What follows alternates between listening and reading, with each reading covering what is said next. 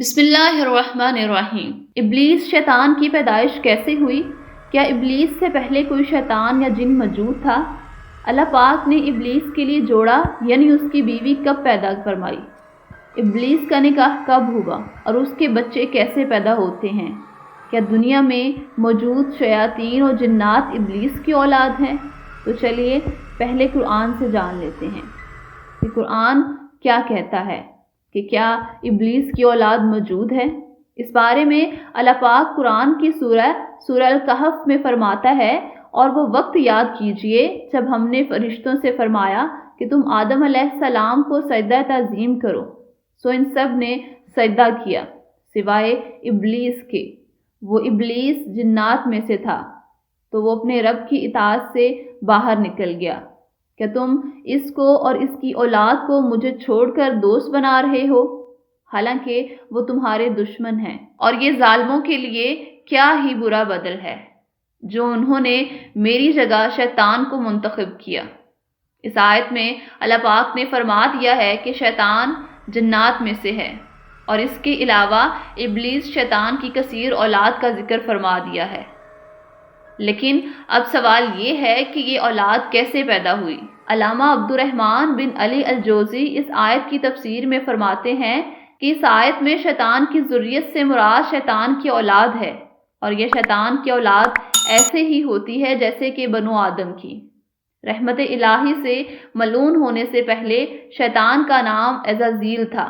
آدم کو سجدہ نہ کرنے اور حکم الہی کی خلاف ورزی کی پاداش میں اس کا نام ابلیس تجویز کر دیا گیا۔ شیطان بھی اسی ابلیس کو کہتے ہیں۔ اللہ تعالیٰ نے آگ کے شعلوں سے ایک جن کو پیدا کیا تھا، اس کے بعد اس کے لیے ایک بیوی پیدا کی۔ اسی جوڑے سے تمام جنات کی نسل دنیا میں پھیلی۔ نزہۃ المجالس میں حدیث میں ہے کہ ابلیس کی نسل اور اس کی زوجہ پیدا کرنی چاہی تو شیطان پر غصے کا القاء کیا۔ غصے کی وجہ سے آگ کی ایک چنگاری پیدا کی۔ اس چنگاری سے اللہ تعالیٰ نے ابلیس کی بیوی پیدا کر دی۔ ابلیس سے نسل پیدا ہونے کی کیفیت یہ ہے کہ اس نے اپنی شرمگاہ کو اپنی ہی شرمگاہ میں داخل کیا تو 5 انڈے دیے۔ حیات الحیوان میں شیطان کی افزائش نسل کے بارے میں روایت ہے، اللہ تعالیٰ نے ابلیس کی داہنی ران میں مرد کی شرمگاہ اور بائیں ران میں عورت کی شرمگاہ پیدا کی، جس سے ہر روز 10 انڈے نکلتے ہیں۔ ہر انڈے سے شیطان مرد اور شیطان عورتیں پیدا ہوتی ہیں۔ یہاں یہ بات واضح کرتی چلوں کہ شیطان اور جنات 2 الگ مخلوقات ہیں۔ اللہ تعالیٰ نے 4 قسم کی مخلوقات پیدا کی: ملائکہ، شیاطین، جنات اور انسان۔ پھر ان کے 10 حصے کیے، 9 حصے ملائکہ اور 1 حصہ شیاطین، جنات اور انسان۔ پھر ان تینوں کے 10 حصے کیے، 9 حصے شیاطین اور 1 حصہ جنات اور انسان۔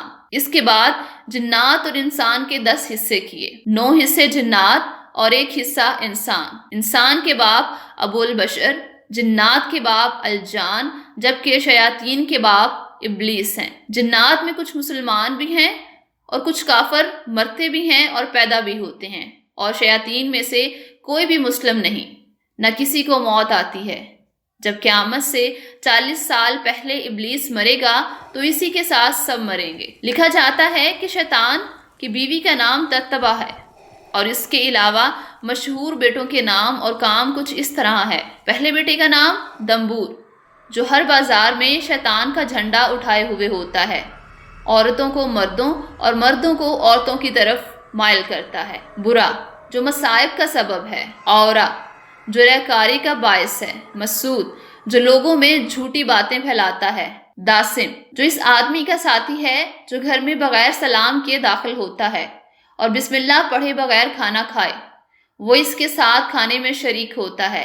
الغرض، شیاطین روزانہ ایک انسان پر کئی مرتبہ اپنے قابو میں کرنے کے لیے حملہ کرتے ہیں، جیسا کہ حضرت ابن مسعود رضی اللہ تعالیٰ عنہ حضور نبی محمد صلی اللہ علیہ وآلہ وسلم سے روایت کرتے ہیں، جیسا کہ حضرت ابن مسعود رضی اللہ تعالیٰ عنہ حضور نبی حضرت محمد صلی اللہ علیہ وآلہ وسلم سے روایت کرتے ہیں کہ نبی کریم صلی اللہ علیہ وآلہ وسلم نے فرمایا، ہر ایک کے ساتھ جنوں اور شیطانوں میں سے ایک اس کا ہم نشین ہے۔ تو صحابہ نے کہا کہ اے اللہ کے رسول، کیا آپ کا بھی جنوں میں سے کوئی ہم نشین ہے؟